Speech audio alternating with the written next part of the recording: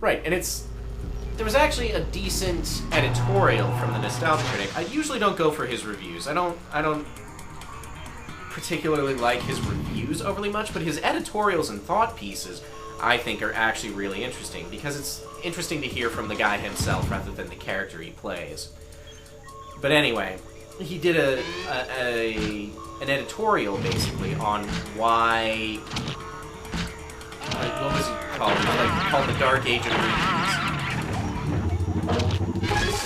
When, summer blockbuster movies were expected to be bad.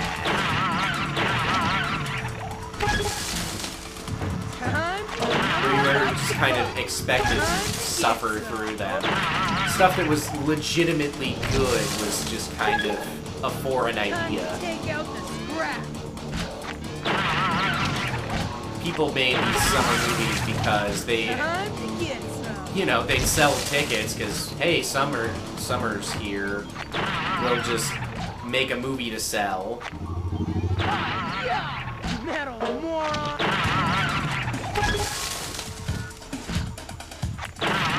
And, make money off the tickets. Who cares if it's bad? But then, with the advent of the internet, you might want to be careful with jostling the cables, because I think that's hitting the microphone.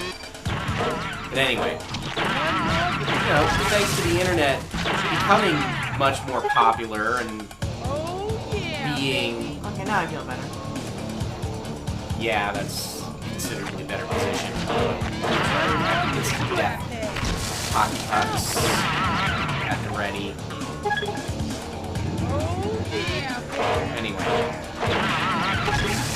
But he's talking about, thanks to the internet, we were able to give feedback much more quickly and much more accurately as well, because up until then, movie producers... checkpoint.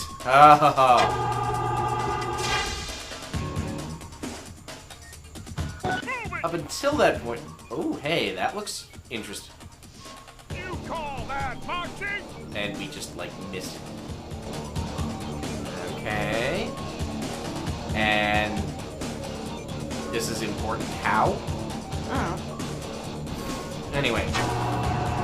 Up until the internet, basically, movie producers would get feedback on movies and ideas, they would get their ideas of what the audience wanted to see from focus groups, which were not strictly the most accurate way of gauging what a modern audience wanted.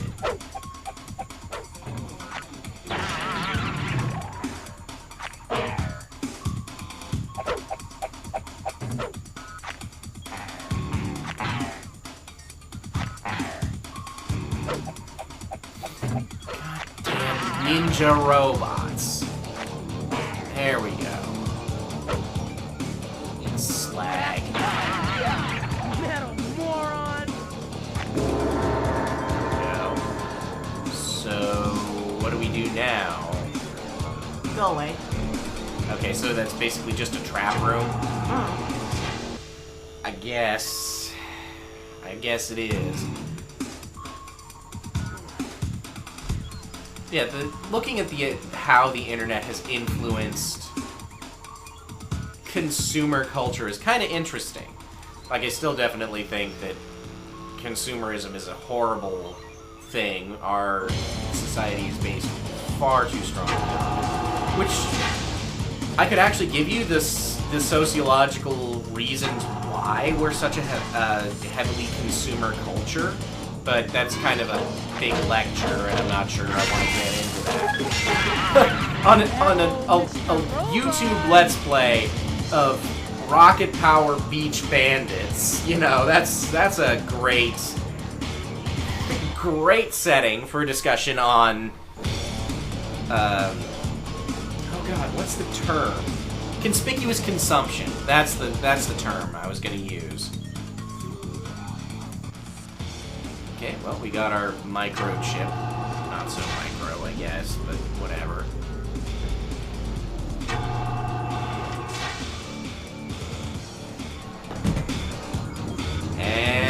how we run like hell.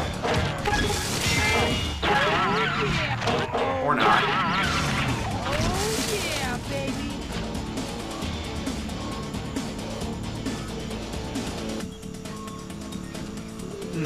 Pardon me. Should not have had so much soda.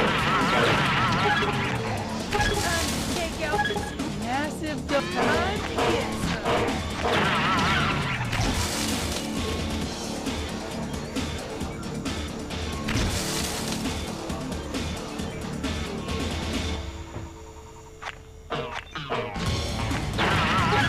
Time to get some.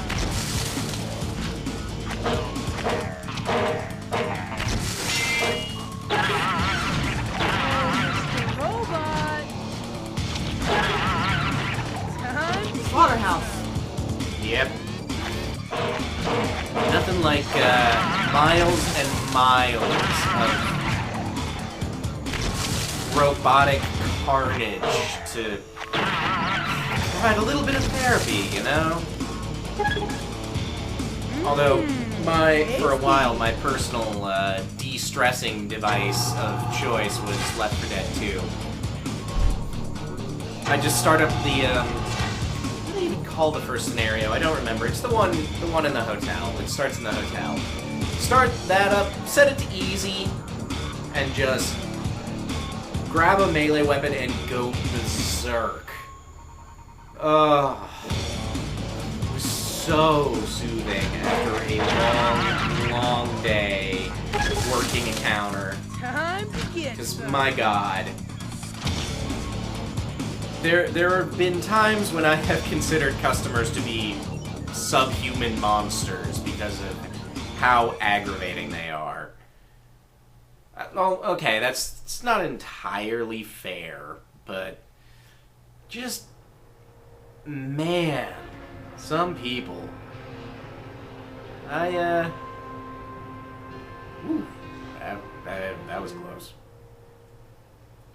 I just have some wonderful, air quotes, wonderful stories. And we go from heavy metal back to James Bond, I guess. For all of 30 seconds.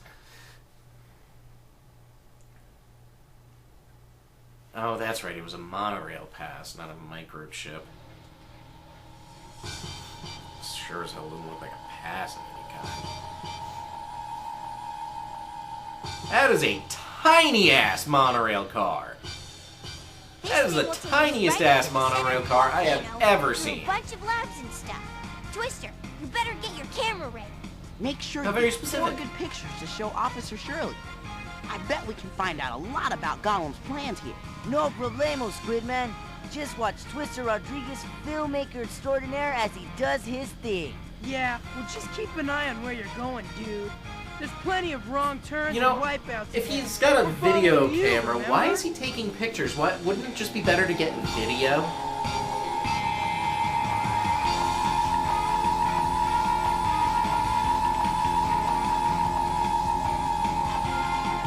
Whoa, that is a noise. Was that Gollum Jr. there working on a robot? Yep. Yep. Sure is. Ah, that was a split-second thing I don't want to see again, ever.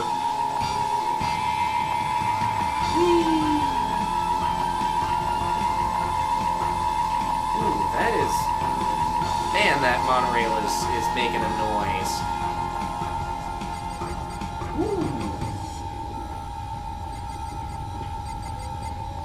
And what have we here? A prompt to take a photo, certainly.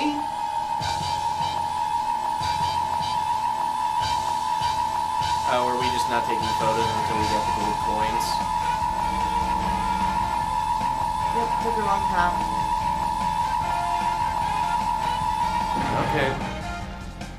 I'm just gonna adjust... Ow! Okay, that's,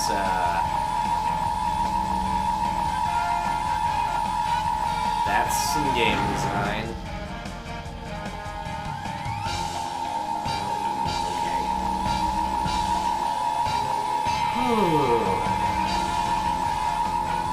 Okay. Like, okay. Real talk. Who was this game designed for? Like, realistically.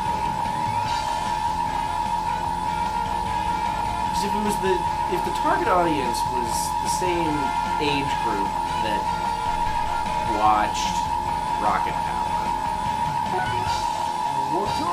what do they expect out of... What do they expect those kids to, like... How exactly do they expect these kids to manage with stuff this, like...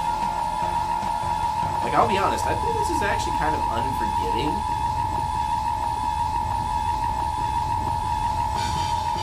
I definitely need to take some improv classes so I can speak more clearly on the spot, that's for certain, but... Wow, I just... Like, one scratch, and you have to start over from the last checkpoint, and you won't even remember where you're at in terms of checkpoints. Like, there's no map, there's no easy way to keep track. Like, what 10 to 12-year-old has the kind of mental mapping skills? Like, I've got a pretty decent mental map, and I have no idea where the fuck we are. It's on a volcano. Like, okay, sure, but in relation to the rest of the track, like, I can't keep track of this monorail track as it slows to a crawl.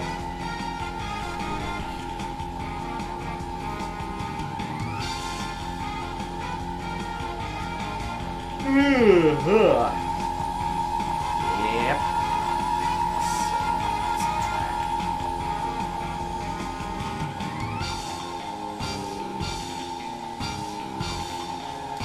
Like some acceleration control would be nice.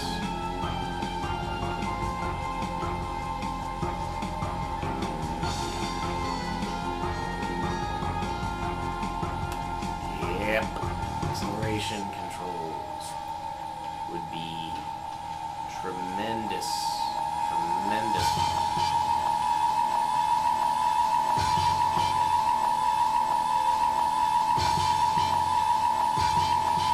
How the hell are you supposed to see that one girder? That's like a blind corner.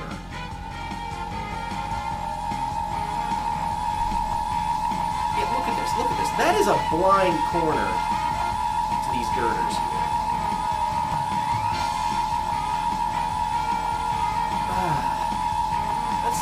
That's not fun. That's just springing a nasty surprise on your player and calling it difficulty. That's not difficulty, that's Battletoads. Who's in the money? Which I now realize might be a bit of an obscure reference.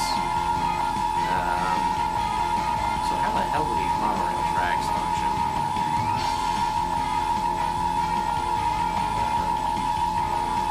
Anyway, so Battletoads was one of those. It was the era of Teenage Mutant Ninja Turtles were king. So, you know, back in the 80s.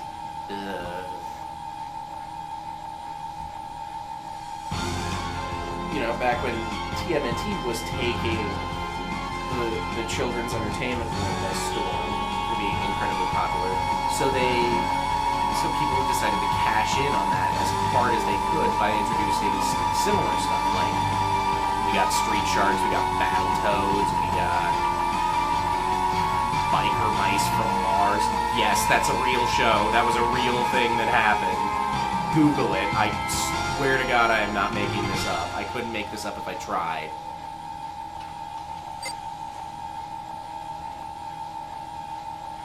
Yeah, we got it.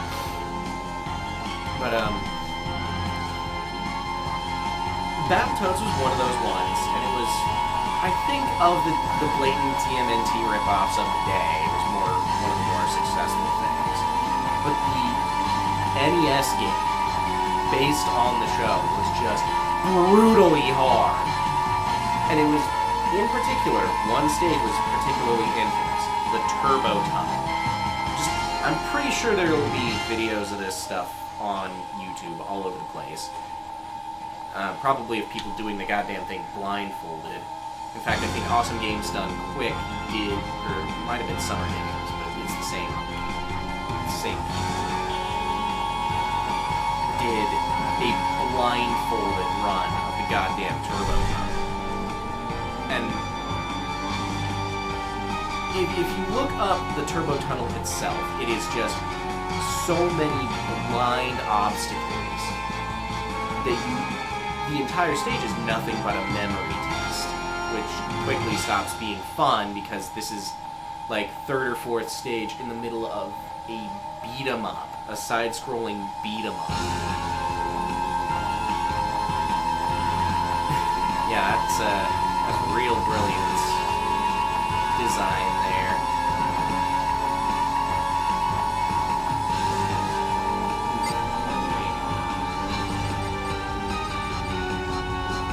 And now we just basically wait it out until we get back to the station. No, that was a no. Because it's in your face. Yes. I forgot where I was going with that whole ramble. Oh, right, I was just explaining the Battletoads reference. But yeah, fun times. And now one of the Battletoads is in the new Killer Instinct, which puzzles me, but not in a bad way. Like, it's just kind of an odd surprise. But oh well. I mean, really, it's not any weirder than Bayonetta showing up in Smash Bros. Which, that was also just a complete blindside to me, let me tell ya. That one, and this kid's is why you don't put down the controller. Well, it's supposed to automatically take it on the picture tracks. Really? Yep. Okay. So much for any semblance of difficulty. Assuming it worked properly.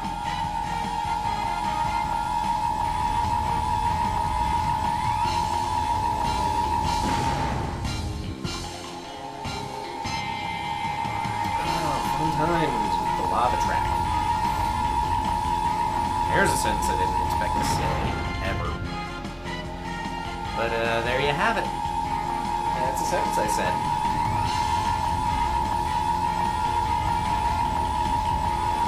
Man, I'm sure there's got to be like a highlight reel, or there will be at some point eventually. There'll be enough material in my life for just a highlight reel of things, sentences I never expected to say in real life, and yet somehow I did.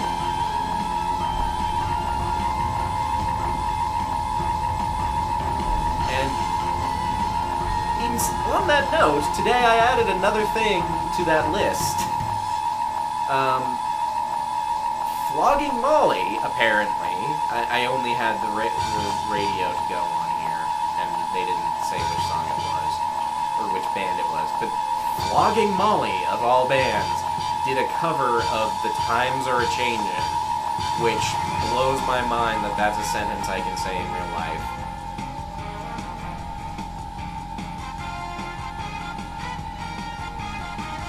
It's definitely out there. Hey guys, come check this out. Fire it up and show us what you got, Twister. Let's see if it's good enough for As the he scene. stares blankly into 1, space. 2, 3, 4. 4 good photos showing what Gollum Industries is really Oh, up to. hey! A Way to go, recycling Twister. of a line used earlier in the game.